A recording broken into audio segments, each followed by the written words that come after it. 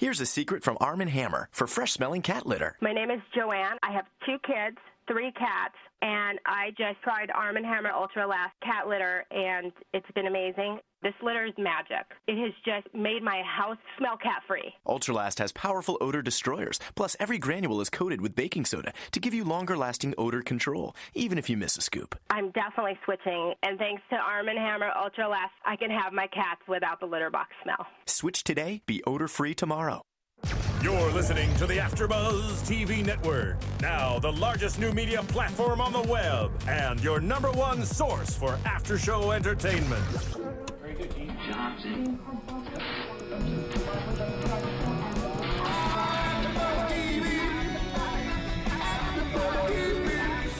The AFTERBUZZ Studios in Los Angeles, California. Presented by Maria Menounos and Bing.com and streaming live thanks to Akamai Technologies. This is AFTERBUZZ TV's True Blood After Show.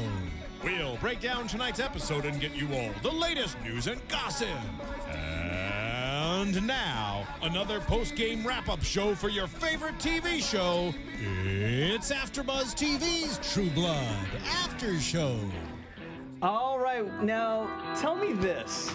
Billith, did he not just have like the best feasting in the history of True Blood? Oh my God. One of the creepiest scenes I've ever seen on this show. Honestly, how they moved that woman's body was so freaky. I kind of want to know like how they did that. Like, was it filmed? It looked like it was almost filmed like in reverse, or she was like a contortionist. And maybe we will find that out tonight with our very special guest. But before we get into that, let's just say Bing is for doing, and we are here doing another after show on AFTERBUZZ TV. This is True Blood, Season 6, Episode 2, The Sun. Okay, The Sun.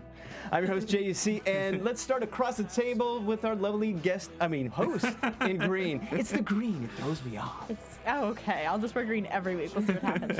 I'm Sara Stretton. Hi, guys. Hey, and I'm Scott Moore. It's like Team S over here. Team S versus Team J. I can't even spell my name today. Good the green's really wow, I know, really. I'm not going to look over there, but AFTERBUZZ TV Nation, we have a very special guest in studio tonight.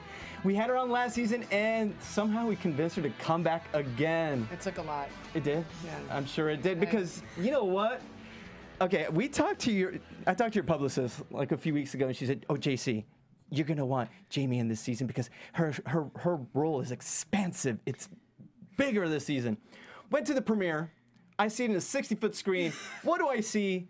Our sweet Jamie Gray Hyder in full display. I did not know what to do, but and then when you came and asked me, how was it? And I was like, I did. I came up to you at the premiere right after we had screened it, and I walked up, and you were like, "What? I didn't know that. What?"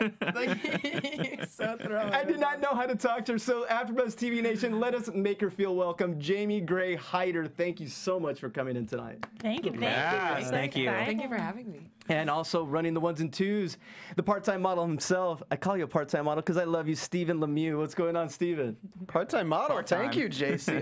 Very, very I was part-time. going to say he's a full-time model. Come on, give him some credit here. Maybe after this show, but we got to get it. We've got so much to talk about. We got to spend some time, find out what's going on with Danielle, what's going on with Alcee, Danielle, and Ricky, and good Lord, girl. We're going to get into it in a minute, but first, let's get into our favorite Billith.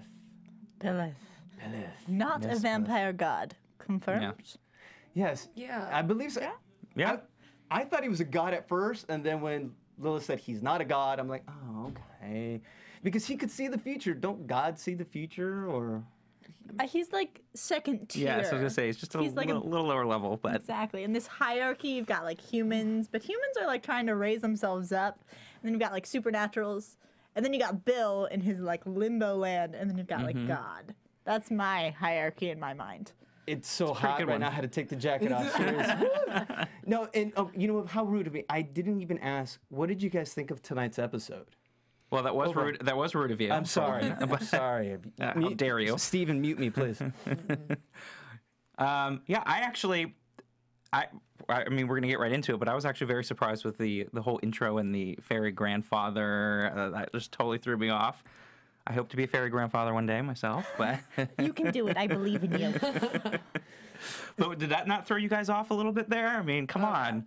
I believe last week I was pretty sad. I was like, I that was was too. Warlow. And I'm like, oh, Now I feel like, can we go back to last embarrassing. week's episode and just delete that completely? Just Like it never chop out- happened? Yeah, I never said that. No. I totally didn't say that knew. either because I was think completely thrown everyone off by did. that. I She's think like, everyone haha. did. I think there's not a person out there who wasn't 100% sure.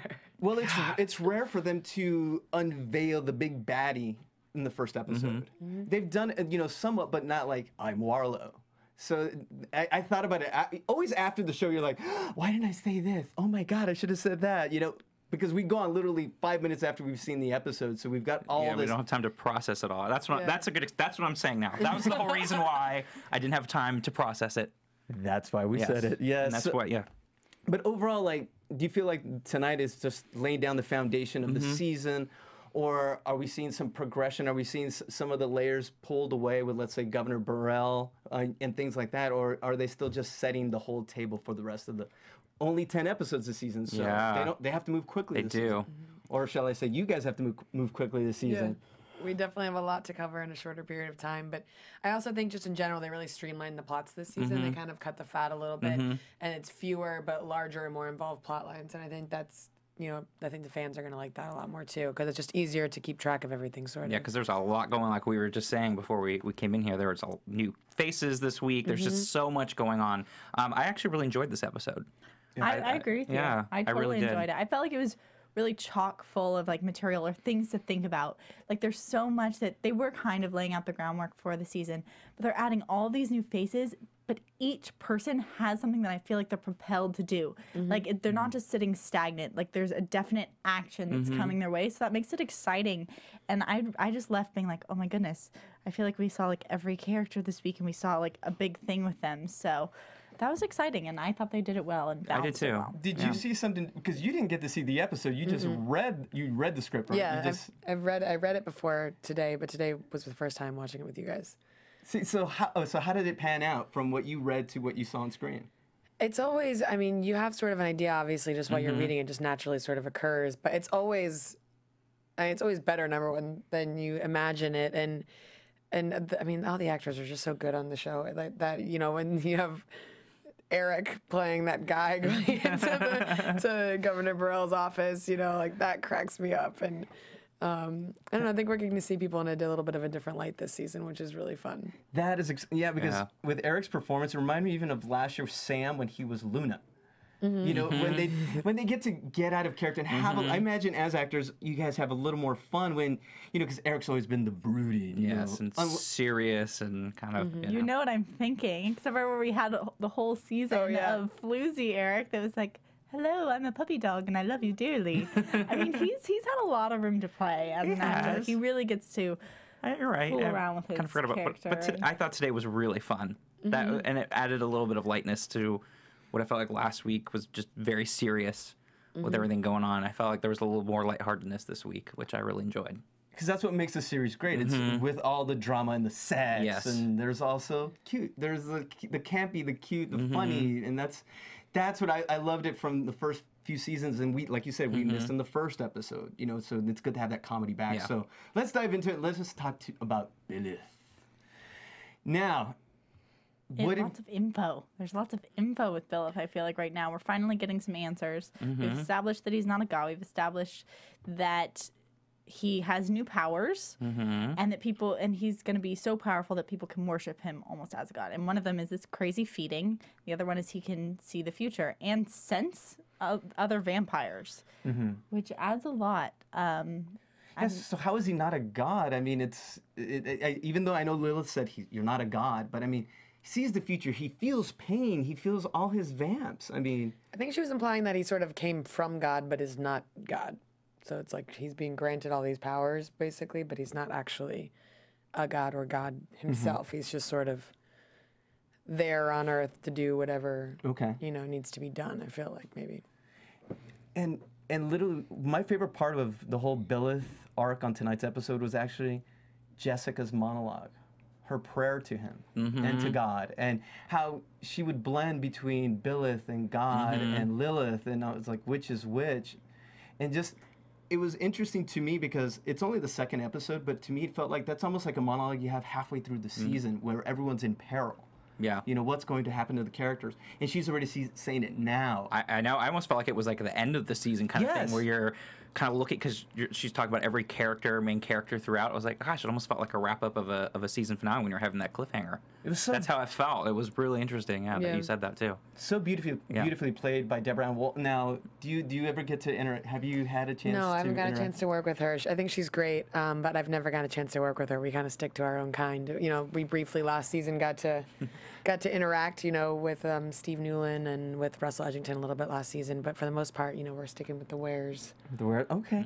Yeah, no, anything else that we got out of Billeth's arc besides feasting like awesome? I mean, I thought that... I want to learn more about the feasting. I'm gonna go back to Jessica, though, because it was beautiful, but as you guys said, it's something we would expect to see later, and to me, that's daunting. Like, that's scary. The fact that she's praying for them this soon just means that I think we're going to see them in a lot of danger, and I'm worried. It made me nervous. Like, I was thinking how beautiful it was, and I was like, why is she saying this? Why is this happening? Why is she praying for everyone? Something horrible is going to happen. And then the next moment, we see them all being ablaze in Bill's vision. So I was like, oh no. And of course, I'm going to skip a little bit off, and then Sookie has a secret power, and everyone has this magnitude of, I feel like this overbearing death is like hanging Stakes over are really everything. high. And so I was just like, whew, scary. But it seems to me, you know, with that, the only thing that can, I guess, surpass that is the love and the merging of ideologies and the merging of every storyline. It seems like everyone's coming to a front, to a head. You know, like basically the Daywalk. You know, the humans are going to help Lilith walk back into the light, and all. You know, it's just about bringing faith in together. And I hate we're going to spill into like the governor and whatnot. It seems like everyone's going to come to a point of understanding. That's what this season is going to be all about acceptance. Which is what? Yes, you're smiling.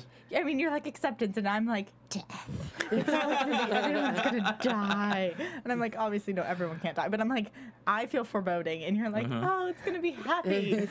Well, that's why we continue the conversation. This is what we all have these awesome opinions. And actually, if you guys are watching us live, a quick shout out to the chat roll. Hello, and if you're not watching us live, make sure to tune in on iTunes, YouTube, Stitcher, and better yet, go to our app. Go to AfterBuzzTV.com. It is really nifty. We've got a like a live Twitter feed. It's super interactive, and we definitely ask you guys to take a look at it and let us know what you think. Okay. Yeah. Just had to get that out there. Back to the show. Back to the show. So back to our program. You know, I think you're both right, though. I think it's super foreboding and super freaky, but I think that they are all sort of uniting at the same time, like against the same cause, though. It's all kind of like dealing with the same trauma. So I think that while, you know, everything's kind of seemingly coming together, it's not necessarily in a cohesive way, more so just like there's a common enemy. Right. Yeah. Which is like still super freaky because I feel like everybody's got something to lose and everybody's, you know, on the brink of being killed or killing someone else. I mean, you're saying this like you know something, like you're. I wish I did. I'm seriously. I'm gonna glam you a little bit later on the show.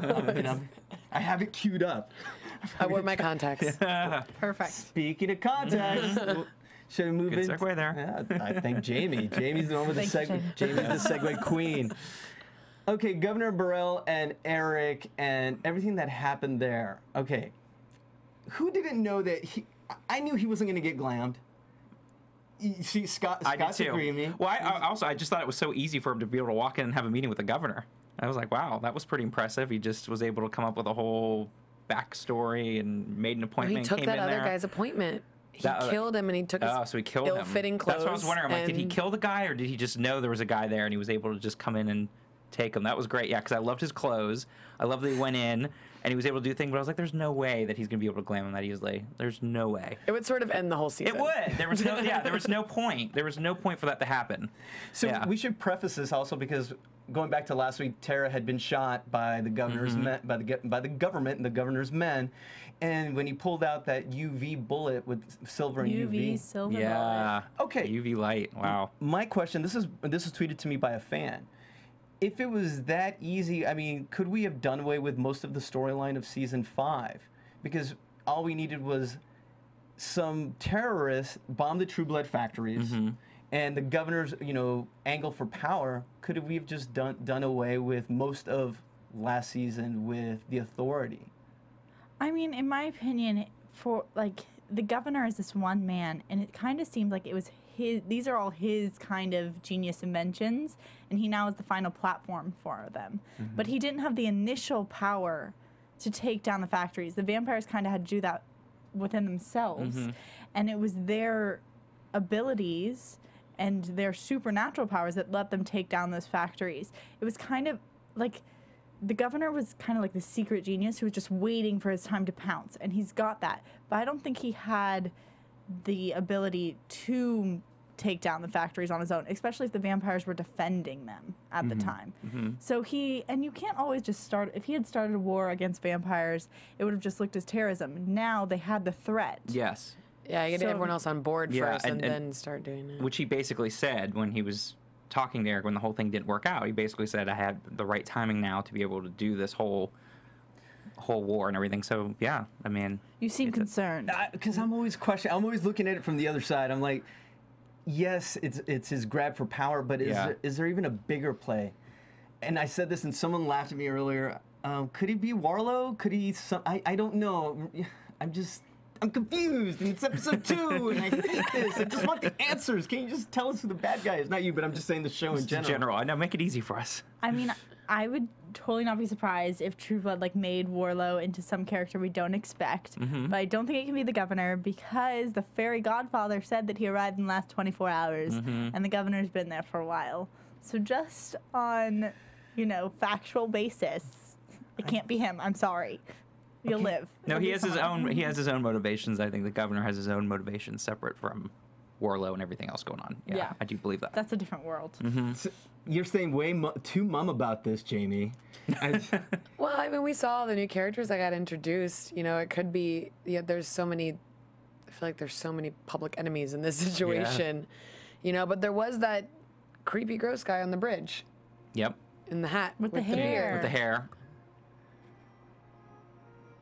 Jamie, you know secrets. Tell us what you see.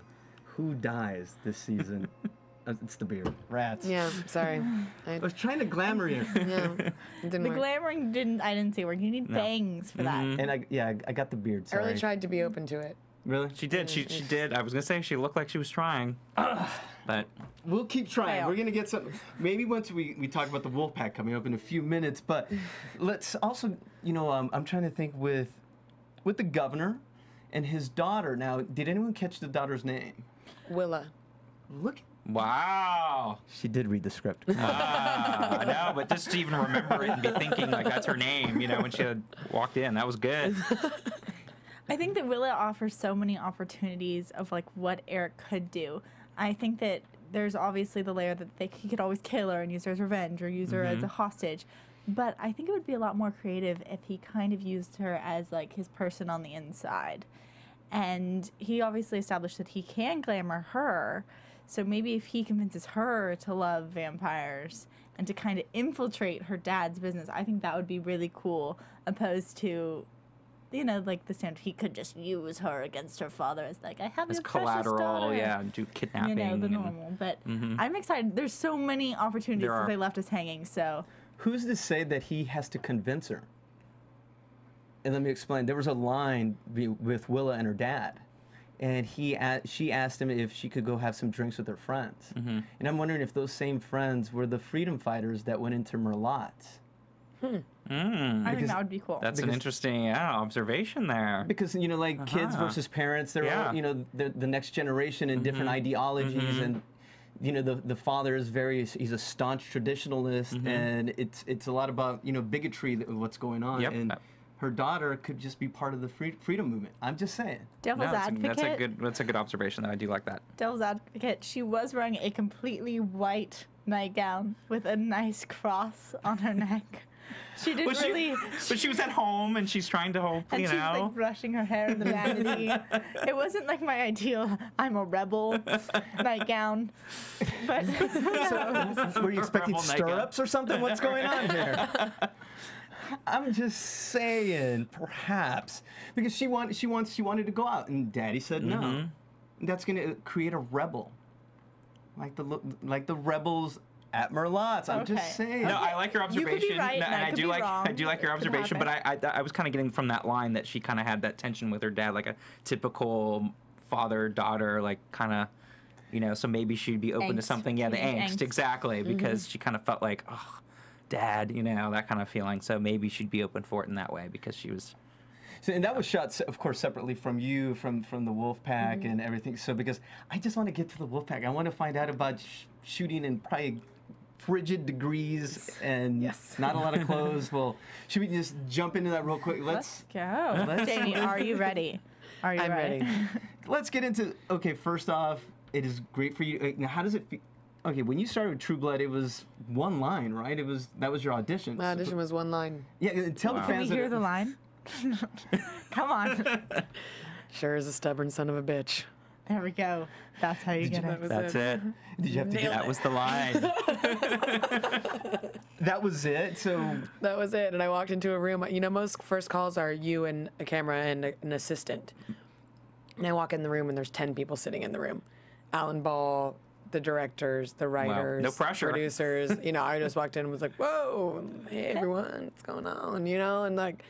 And I did my one line and I filled the before and after with as much context and stuff as I could. And I left and I thought, well, maybe I'll get a call back. I assumed a big show like this, they make you go through like round after round of approvals. And I got a call 2 hours later that I booked it. Wow, Snaps. yeah. I was like, ooh, I'll snap to that. wow. So Nice. How has your life changed from that moment to today? I mean, it's been amazing to be able to walk into a room and have credits with HBO. Going into another network and then being like, whoa, all right, well, if HBO trusts her, then we know we can, HBO and a successful show. And I mean, that's awesome. So it's opening many doors. For sure. I mean, especially, last season I was so thankful for everything that I did, but I was obviously more minor last season, and especially in the first 2 episodes this season, they really increased my role. So I was so excited just to be able to do more stuff, just to be more involved, and I was just happy to be able to come back to the show, let alone to come back in a bigger capacity like I have. So I'm just super excited about that. And since we are getting to see a lot more of Danielle this season, what can you tell us about her? Because from what I gather from right before I think you and I both crammed like season 5, rewatched it last week to pick up just little nuggets. And what I've noticed with Danielle, it seems like she's quite the opportunist. Oh, for sure. She's always first. She sided with JD. She was the first to drink the yes. So what? I think maybe, Danielle came from a place where maybe she didn't have a good home life and just sort of never really belonged anywhere or had a lot of people around her. So now that she's got this pack, I think she's super insistent upon making her presence known and letting everyone know that she's there to do whatever needs to be done. And she obviously just wants to be in cahoots with whoever's in power. So, last season she was, I think JD's going to win. I'm going to be with JD. I'm going to side with JD. I'm going to do whatever it takes. I'm going to take V. You're not supposed to do any of that. But in the moment, it's like, well, I need to let him know that I'm part of this pack, sort of a thing. And then this season, I'll see it's a new Packmaster. Cool. Let me just go see what he needs. She just kind of pops around, and I think she just wants to be. Speaking of making your mark, okay, we got to go there for at least like a minute or two. How was this? Okay, when did you know that you were going to have to drop trowel for this season of True Blood? It was in December.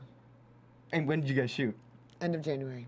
Oh, so it's like warm in Louisiana. Where'd you guys shoot? Was it in Louisiana? Up in the valley. We shoot up just on these really cool ranches and all this land up in Calabasas in that area.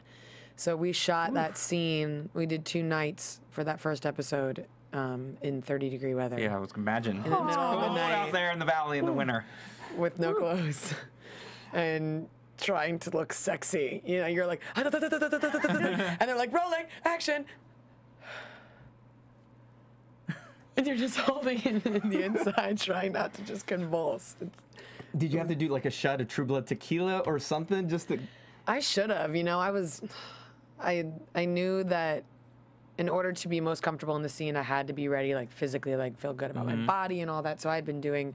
I ate crazy healthy for a month, and the 2 days, both the day before and the day of, I just did juices. I didn't eat any solid food. I was a miserable person to be around. But I think a couple shots might have helped. Yeah, because, and I have to ask this question because I know a lot of women will ask this question. When there was some kissing involved with Ricky, Alcy, and She's just yourself. nodding. Yes. I remember this. I was Okay, there. I was there. Okay. Yeah. Instead of asking you who's the better kisser, because I'm sure they've asked you this, who had the softest hair, Ricky or Alcy? Because Alcy has very pretty hair. He does have very pretty hair. Because you guys were really. This is the things he thinks Yeah. about. He has quite the mane. He put that on the women, but I would like to say that did not cross my mind, and I am a woman, so. I'm really glad that you care It's about the okay. hair, though. We've got great hair people. I think Yeah. it's great. I'm just saying. I'm just trying to think outside the box because they always. I'm sure they've asked you who's the better kisser, Ricky or well. Moving on. It was a trick. You were. Moving on. Okay, so how'd the family back at home take the scene? That's gonna be my question out for everybody. Now, because I was exactly thinking that. I'm like, that had to have been. I mean, and just for you two, like, intimidating to go out and set with 100 people there and 30-degree temperature. They're very good about making a closed set. So you have your skeleton crew there, Okay. and Steven directed that episode. And knowing Yeah. that Steven's been in Yeah. that same situation, there's somebody there who has been through it and is going to be considerate the entire time of your time and you being exposed. And everybody is used to it on the show, so they have a million ways to make you feel comfortable. And yeah, it was a skeleton crew. And when I found out, they gave me the scene and said, "Is this something you're comfortable with? Let us know." And I paced around my apartment for a few hours, just kind of like, "Oh, I think it's a good thing. Is it too much? It's a good thing. Is it too much? No, it's a really good thing. It's my character. That's what happens. That's just the nature of my character." And I said yes. Called my dad. I probably shouldn't have told him in December. I should have waited till right before it aired, so you didn't have to think about it for 6 months. But I called my dad and I said, "Well, Dad, remember when we talked about how crazy it'd be to have to be naked on TV or those awkward scenes I'm gonna have to do in the future? Well, it's here. I'm gonna have to do it." And I said, "My hair is sort of maybe gonna be," I made it sound better than it was at the time, but it ended up, looking beautiful and everything was really well shot. But my dad, he laughed at first. He goes, "Who's getting naked? Is it you?" I was like, "Yeah, Dad. So I got to do this scene, and you're gonna kind of see everything. So you can't watch the first episode, And I knew that he would never be okay with it. But we had a conversation a couple days before it aired, last week or so. We had a conversation that really was important to me because, he said, I'm never gonna be okay with it. I'm never gonna tell you go do this if you ask my opinion." He said, "But if you think this is what's right for your career and your character, and you think it's gonna be good for you in the future," he said, "I support you. And if that's what you think you need to do," he said, I trust you and I support you." And I was like, "Oh, thank God." I knew that he felt that way, but just for him to say that, so I'm not constantly worried. And he said prior to the episode that 1 million people were talking about it, "We can't wait to see it, we can't wait to see it." His coworkers all watched the show, all of this stuff. He goes, "Everybody would not shut up about the episode." And then it aired, he goes, "And last week, no one said a word to me." I talked to him in the car today, and he goes, "James, not a single person has said a word to me about the episode." He goes, "It's too funny. Mom's saying that everyone's complimenting you to her, but they won't say a word about it to me." And he's like, "I already knew. I know about it. I'm all right with it." I mean, it was just funny because he was like, "Nobody said anything all week, and I know they all watched it." Oh my God. We talked about the scene a ton here, and we loved it, and we thought it was great, and we were surprised, and we were all about it last week. So good Yes. job, and it really Thank did you. for Yes. your character. So Yes. nice job. Brave. That's awesome. you. Just And nod, very supportive JC, just dad, nod. by the way. Very supportive dad. I think Good that was job, Dad. very, very nice. Well said. He could have made it a lot harder for me. And even though He said the Trust right me, thing. I know. I still don't know how. I saw it at the ArcLight Theater, and it was like a 70-foot screen. And I'm like, how am I gonna talk to her after this? It's great talking to you. Okay, but moving on from that, so where can we see Danielle's character go from here? And on a more of a serious note, because I know we've hashed it up, and I'm sure you've talked to the whole world about what happened last week. But where do we go from here with Danielle?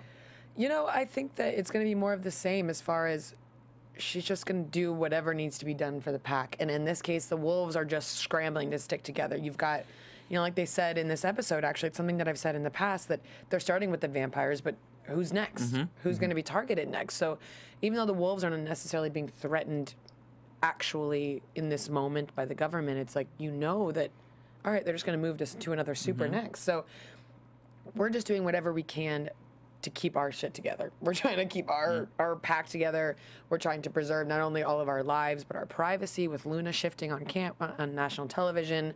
You know, we're shifters as well. And so we're all at risk. So I think that she's just going to do whatever needs to be done for the pack as far as helping protect not only herself, but everyone else. And, yeah. I think... Go ahead, please. I was going to say, I think you can really see how intense they feel about that because of the fact they're willing to go and get Luna's daughter. Like, the fact that they're willing to go take this child, even though the child says, like, she wants to be with Sam, like, that's how important it is. That's how high stakes it is. Like, they need everyone they have around them at all times. And I think that that's really coming through, that worry and that urgency that all the wolves have to, like, become this pack again, especially with, like, Alcide going back and becoming the real packmaster and knowing that that's what he needs to be.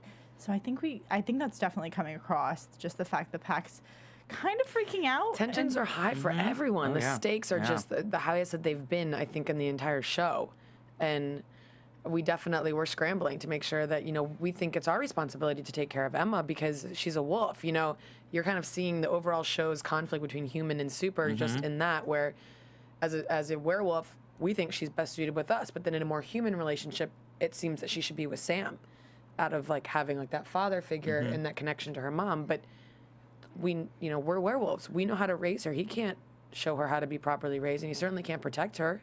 Especially because the wolves have so many traditions. Like, we've really learned that in the past 2 seasons, just like the little details that they have that have been passed down for generations, whether it be like eating one of the other ones or just the order of Packmaster or how they determine who like takes over.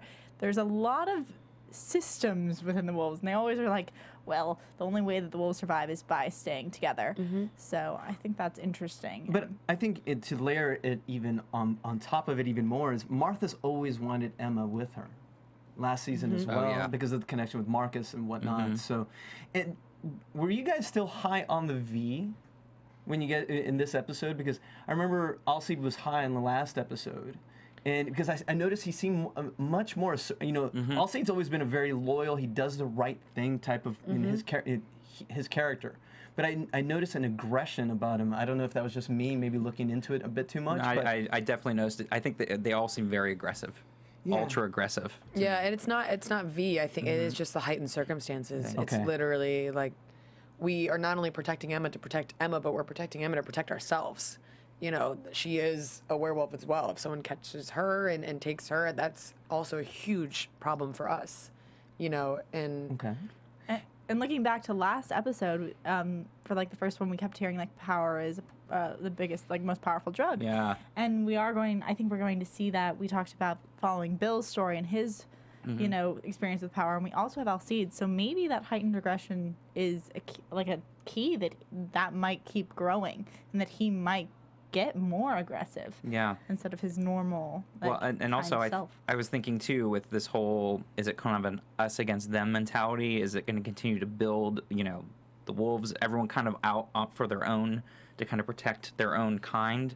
Is that something we're going to see more of like this season instead? You know, so it's sort of what you were saying. It's like they're going to try to be more powerful, and are they going to try to fight each other because they're trying to protect their own group? And there is that way more opportunity for that because each group is definitely getting more people. Like even with Sookie and Lana over there, you've got that group growing. That's what I'm thinking. Like like an us versus them thing. It's just more and more kind of building those tensions and those stakes higher and higher. Little pods of people everywhere. It's like high school. Everyone's clicking up. Yeah, exactly. Everyone's got their little cliques, and everyone's trying to protect their own kind here against this outside force. Now, it seems to be coming in. I did have one question with the scene. The fact that that you showed up with Alcide and Martha, not Ricky. I don't know if you can get into that, but it just made me wonder, why didn't Ricky show up? And or why she wasn't there too. Right. Yeah. There were a lot of like tweets and things like that about that. Why is it Danielle and not Ricky? And first of all, I'm like, excuse me. No. No. Right. Okay. No, but I was curious about that too. I think that you'll understand that dynamic a little more as the season goes on. Yeah, because it almost feels like you know, like when, let's say Alcide has good angel and maybe naughty angel, and you know, I know angels, werewolves, vampires, bears, lions, but just Danielle, not judging. I'm just saying Danielle seems a little naughty. She is a troublemaker for sure. She comes in and wrecks shop this season. So I'm just saying, I know you can't get naughty's good. Naughty can be good. All right. So, More Have fun you for seen me the too. show before? yes, I have. Full of naughtiness. So speaking of naughty, let's talk about fairies. Horrible segue. You want to talk about the fairy princess? Do we? Get Yes. all happy. Okay, we can talk about me now. You are wearing the pink. It will work. All right, let's get into now Sookie finding once again finding a handsome stranger. In distress. In distress. Yes. Come on, girl. Really? I love it, but At least she acknowledges it, that like this is ridiculous. That and was it keeps cute. happening And to how her. has she not gotten fired yet? No, come on, she wasn't even there. She or, has. but she's back. That's true. But how does she keep getting away with it now? It's like, come on. a lot of people have asked that. But you know that season 5 only took like supposedly in the timeline was only like, well, you could probably answer this. I read somewhere that it was about 5 days, all of season 5. Oh wow, I never thought about it like that. Yeah, that's the time that has elapsed. So maybe she just missed a day or two of Oh, work. wow. You do kind of forget about how We they need condense someone time. to like look this up and Yes, figure but this. We that's- need to figure this out. timeline? of how it Yes. actually works. But that is a good point, though, because they do condense stuff there. Yeah, that's interesting. So we learn that Sookie's a fairy princess. That I'm calling him Nah because that's what I heard. And I'm like, all no, season. So no. so like the British pronounce it Niall, who I'm gonna call Nah because that's what it sounds like. We find out that he's not Warlow and that he's a what was it? Fairy grandfather. There we go. Fairy grandfather that I think Jason it was just. effing for a Yeah, but the thing was, again, it was like Jason, first of all, so trusting, got in the car in the first episode right away. And then, at the beginning of this episode, he just tells him he's his grandfather. He's like, oh, okay, tell me a couple things that you know about my life. Oh, great, okay, you're my grandfather. Like, Also, very trusting again. Almost all of those things that he said could have been from like a random person. That's what I'm saying. One of the Anyone things else could have was said that. He They won could like have found a out. football game. Another Yeah. one was that he had porn under his bed. Yeah, and good like, guess. Come on. I can't remember the So- third one, but I was literally like, He was very really? trusting again of him. I'm like, wait a minute. You're just letting this guy come around and now he's your grandfather? What if he was like, no, just kidding. And it was Right, that's how I thought. I was like, wait a minute, he's way too trusting again. I mean, I get that he's not the smartest tool in the toolbox there, but come on. But Come on. I kind of felt like there was this. He might end up being the one to save Sookie. There was a little line in there that he was like, "You failed your test, but you will. Oh. You have to be ready." That's right. So you never know. It could be. It could all be Jason. Jason This could is save all the going to rest season. on his shoulders at the end of the season here. Well, And all supposedly without powers. Yes, no, I know, right? But supposedly Niall, they got it pretty accurate to the books because I know they do take a little bit of liberties, but from a super fan, read all the books and he says they've kept it pretty close to character of him in the books, and that he's just and Rutger Hauer, of course, is Rutger Hauer. How awesome! Fantastic, and I love the wardrobe stuff too. I think the way he's dressed, the way he looks, like everything is awesome. I love it. So is he the good guy? And so what does it mean to this mysterious new Fae that Sookie ran into, Ben? Mm-hmm. I think he's a bad fairy. Yep, I agree with you too. I think it was a little too good to be true. I think that they're gonna have beautiful fairy But babies, he was and a then tall drink of everyone's water. gonna be happy. Or Niall's going to ruin it and tell her that he's her cousin or something. Yeah, that too. I was gonna say, or he's a family member. That was actually that was the other thing when I was watching. I was like, he could be a family member. No. But no. I like the fact of him being possibly evil because it just felt again like he was too sweet and nice and perfect and handsome. And I'm like, okay, come on, this is no. He's one of Warlow's minions. You guys have horrible. Warlow's been trapped in another dimension for forever. He doesn't have minions, and this guy's good. He's powerful. I'm gonna defend You were clouded by your I know. loins. There's no better place to find minions than in a dark realm. They're all See? desperate to get Yep. out. Listen to her. She's on the show. She knows. She's on the show. I'm gonna put my money. Completely I just too. made that up. I have no idea. That is no. I'm taking the both tacks though. That sorry to disagree with you because I think he's a tall drink of water too. But I think there's something there. He's either evil or he's family related or maybe he's both. Like It's there's True Blood. Of something course there. there's gotta be something Yeah, there. there's something else there because it was just no way. But on the It's other not gonna hand, be that good for her. but she has secret powers now. Yes, but she can only use it Supernova. once though. The supernova can only be used once. What if someone comes up from behind her and she's like, I know, right? Oh, and then she's like, you great, I scared accidentally me." used it, and now I'm done. Yeah. Now I'm just a normal human. Jamie, you're out of line already. You did it just fine. So what is this all going to mean? How is it all going to tie in? Is it too early? Are we just running around in the dark right now? How are we going to tie this in with Niall, with Billith, What is the connection? Sookie is going to use her supernova power, then she's going to marry Ben, and then they're going to have fairy babies, and then through her marrying Ben, she's going to get her fairiness back. And he'll be the fairy prince. I don't know you anymore.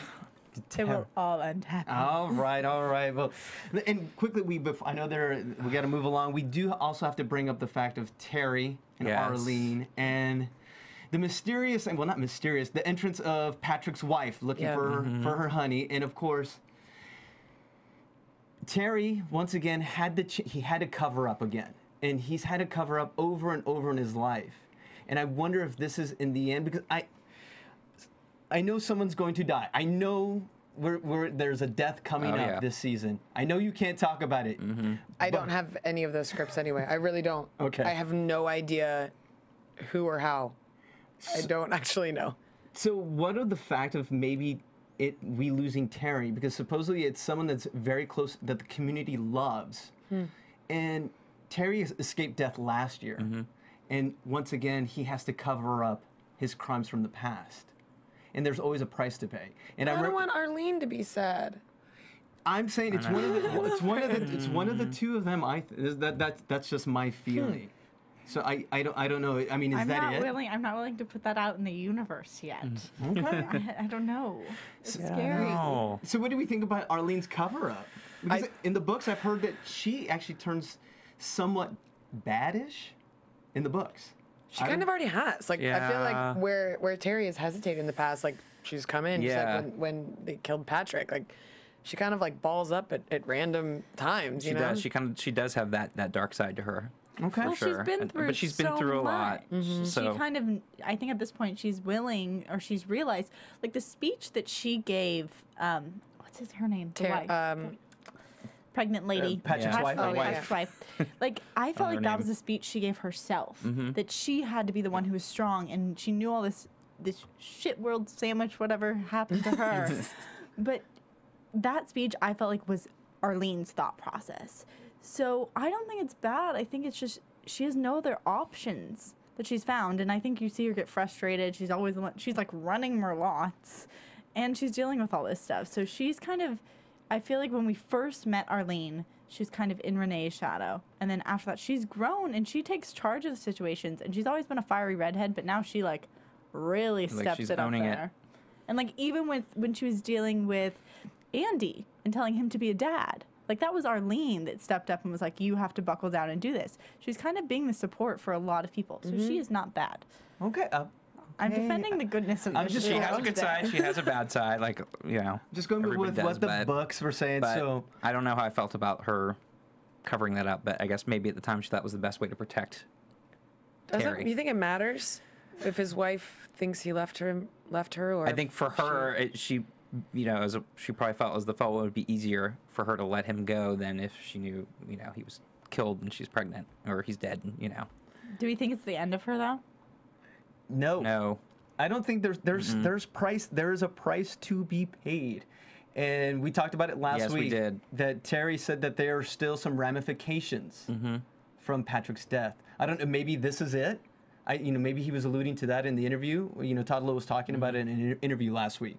So I don't know. We don't know, and that's what I hate about episode 2. I wish it was episode 9. But I don't think so, though. I do. I think there's more to There's definitely more to Definitely. that. Okay, so now summarizing the whole episode, so left us, of course, with more questions than answers. Did we miss? I'm trying to think if we missed anything, because I know we go right after the episode airs, and I know. Well, and there was so much that was going on in this episode. So many different plot lines here, and so many new characters that we were talking about introduced. So there's a lot. We do have the new LA crowd. Yes. The new I love the international crowd, as Arlene said. The international crowd. One's from LA, one's from like Vermont. Yeah. Who knows? So the North and the West in there. Like Northwest. A young group of people, like pretty. It'll be interesting, but I was on Sam's side when he was talking to that girl, being like, "You have no idea what it's like being a shifter or whatever." I was like, "No, she doesn't." When she described her grandparents, in my head, I was still like, "But it's still not you. And you still didn't go through it. It wasn't you personally. You still don't know how exactly it feels. I'm sure you can." Empathize, but you don't know, so don't say you do. I just want to tell them, like, turn around and leave. Like, you don't want to be in this town. Like just Yeah. generally, you Yeah, know, like you want to just tell them all, like Yeah, just don't even bother. just go. Nothing's good gonna come out of But it. I It's felt like they nothing had ever happens. They it's had good. their own ulterior motive too. So that's how I felt when I wasn't quite like trusting them at all. I felt like they had something Yeah. going on there that just wasn't all on the up and up. Since they were watching the fights, you know, with the werewolves? I mean, with the wolves and with Sam and Lala, they were there as well. So Yeah. what do they know? What do you think they could be working for the governor? It looked like they were filming it. They were, Yes. Yeah, yeah, like they were filming spying. it, yeah. Now that's what I'm saying. They're definitely up to no good there too. I don't always trust them. I don't know why he let her, like why Sam let her come right back in the back office right away. I was like, what? Why even bother? Especially Just when you tell her should to be leave. like in a heightened state. Yeah. Like there's a That's random what I'm stranger who saying. walks in the bar no one's ever seen in the town And before. you're Let me gonna take you into my talk her- office. Sure, let's talk. My office. Like, no, people, come on. So Let's maybe slap all of you. Maybe the Sense in you all. theme of this episode, maybe for every character, even if this is a word, over trusting. Yes. They're too trusting. Everyone trusts, you know, Warlow. I mean, not Warlow. Granddaddy Niall. The cute Faye on the grass. You know, The daughter of the governor. Yes. Yeah. Or, What- well, she's glamour, but whatever. We gotta wisen them up for sure. Ew. So Oh, come on, people. I know we gotta wrap up a little bit here. So overall, a lot of stuff that we had to dig, and we didn't even get a chance to get into into the depth of the social commentary of this new group that's trying to coerce Sam to come out. And my favorite line in the whole episode too. Of course. Marlene. What was- You know, when she was talking about, do you have anything organic here? She's asking Arlene, and Arlene basically says, organic here means you play the fancy piano at church. Oh, My favorite line. So good. Agreed. Well, before we get onto some news and gossip, I do want to take a moment and talk about a quick True Blood trivia, a game that we're playing all season, and I'm going to have actually Jamie reveal the winner of our game. Well, okay, what we did last Oh, week. and is- an answer too, please. I'd love to Yes. know the answer. Okay, we're gonna I be hope I know playing. it. Okay, well, we're gonna ask. You're gonna play with us then. Okay, every week mostly every week we're gonna ask questions, some True Blood trivia, and we ask you guys to go to iTunes, AfterBuzzTV.com, or YouTube with your answer. And last week's question was, there was an interview with Alexander Skarsgård on the red carpet for the premiere, and they asked Alex, what was it? You know, what's so good about these premiere parties and whatnot? He said, well, we've been working for 6 seasons on this show, and not everyone gets to interact with everyone during the season. So it's great to see them. Like, as a matter of fact, Sam and I have only had one scene together in all 6 seasons. So we asked the fans, what was that one scene? Oh, wow. Jamie's going to have to think He about puts this. you on the I know, spot, and you're right? like, oh, come on. But we had a lot of fans. We had tons of fans like send us their answers. So we'll let you think about. Do you want to know the answer? Answer time. Answer Yes, time. answer. I want to know Something the with answer. Sookie. Everything's with Sookie. It's about Sookie. Okay, yeah, I was starting somewhere easy, right? I was just getting into it. Say point for me. I said Sookie's name. The answer was Half point. in season 2. It was when Sam went to visit Eric at Fantasia, and he needed help for the Maynard. There were the little kids were there, and Eric said, "Oh, you know, like little mini me's." I don't remember the full line, but Little humans or something. thank you, the petite humans. He's like, oh, and the little humans or something. Crazy. And That that's was I don't know what the only scene the two have been in together the whole series. That's crazy. That is And crazy. we had some answers, so we're gonna have you draw a name from the hat. And this person is Pick going well. pick well. I've got 2. Bum, bum. Uh-oh. Oh, and that one gets sent I know, back. right? Oh, I won't sad. say. But they'll I won't never say. know who it was. So you know you got second place. Sorry. And our winner for the first True Blood trivia is Glamored 69. Glamored 69 is our winner of week 1. Now the winner, what they will receive, what we're gonna do is we're gonna put your name. You're gonna qualify for the grand prize, and what we have is a poster. We're gonna have each one of our guest stars come in and sign the poster. So at the end of the season, one name of the weekly winners is going to win the poster with everyone's signature on it. So congratulations, awesome. Glamour something. Glamour something. Glamour 69. 69. Thank you for playing. Going in the drawing. Going in the Yeah. drawing. Okay, so now quickly for this week's trivia, I do have one. Because next week we actually have, as a guest coming in, we have Janine Gavankar, who plays Luna. She'll be coming in next week. So, Janine always comes in the week after me. We always are back to back. Ooh. That could have been trivia. Rats. Yeah. Rats. Okay, the trivia question is, send us, what is the title of because Janina's also a musician. And so are some of the people sitting next to me as well. So is the person next to me. I believe she sings as well, but we'll get into that next time you come in. But no, Janina just put out a CD a few months ago. Can you give us the title of the CD? Bum, bum, bum. Yes, that should be really easy. That's an easy one. Yeah, that is an easy one. Oh, do you want me to make it harder? Okay, thank you for asking. For double the points, we will give you 2 entries if you can answer this. Every season, when a character dies, during their table reads, there tends to be a ritual that the cast does when someone passes away. Like when Russell passed, they had a special ritual when the cast member dies. Name that ritual. Name the ritual. Absolutely. I don't even know that. So That's a good one. So trivia. That might be a good thing not to know. You're right. So enough with trivia. We've run way over, guys. We got to do some quick newsy, gossipy stuff. AfterBuzz TV News. Okay, well, I'll just throw one thing at you guys. So, coming up July 26th and 28th at the Hollywood Bowl, our favorite Mr. Bill Compton is going to be playing another Bill. He's going to be playing Billy Flynn in Chicago. So, it's at the Hollywood Bowl. Also playing is Samantha Barks, who is in Les Mis, and she's going to be Velma Kelly. Lucy Lawless is being Mama Morton, and it's being directed by Brooke Shields. So if you're in LA, Interesting. Hollywood Bowl, Chicago, not in Chicago, the musical Chicago, to clarify, and it's running July 26th through 28th. Ooh, definitely go there. And we know. Nice. I don't think you will. You be able to go because aren't you going to the East Coast? or- Yes, I'll be in New York all of July. Yeah. And you have like a theater background, correct? I do. So I know we couldn't really get into the fact that you were like this ADD kid. That yeah, see, I read up on you, girl. Trying to embarrass you. If he hasn't done that enough. Yeah. I've only blushed twice so far. It's fine. We'll work on it for next time for sure. We'll get to 3 next time.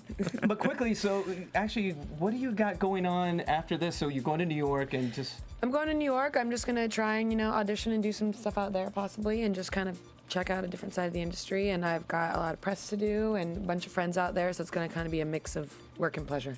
Excellent. So New York in Fantastic. July sounds fantastic. yeah. Hopefully Sounds we'll hot. Yeah. Hopefully we'll get you back when you get back from New York. We'd love to Yes. have you back for sure. So that leaves us with predictions. Dun, dun, dun. What are we gonna predict? Well, there's a supermoon tonight, so the wolves are coming out, right? Yes, The Wolves are coming out to play. I should have said this is our supermoon episode of True Blood AfterBuzz. We've got a werewolf. Yeah, ooh. The irony. That's why we got a little crazy on the episode tonight. Yeah. Okay, quickly before Steven hangs us all, what's gonna happen? What do we see happening? Not all at the same time. Well, I'm dumbfounded.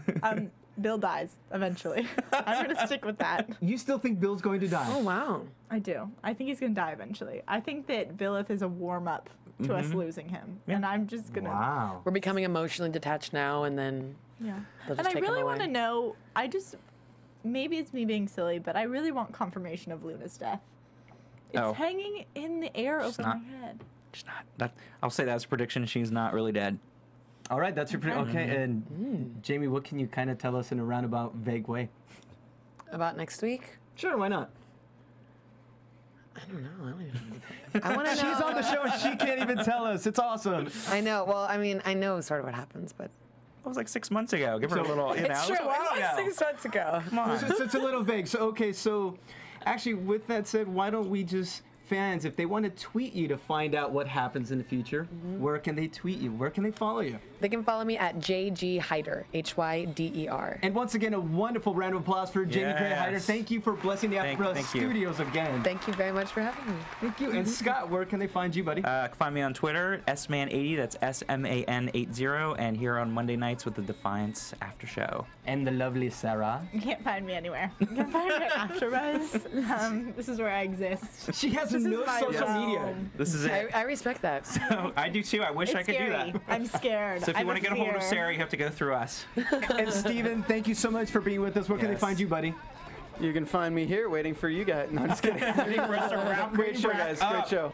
All right, and you can find me at JC Rubio TV. So for Jamie, Scott, Sara, Steven, we are the AfterBuzz After Show for True Blood. We'll see you next week. From Bing.com, executive producers Maria Menounos, Kevin Undergaro, Phil Svitek, and the entire AfterBuzz TV staff, we would like to thank you for listening to the AfterBuzz TV network. To watch or listen to other after shows and post comments or questions, be sure to visit AfterBuzzTV.com. I'm Sir Richard Wentworth, and this has been a presentation of AfterBuzz TV. Buzz you later. The views expressed herein are those of the hosts only and do not necessarily reflect the views of AfterBuzz TV or its owners or principals.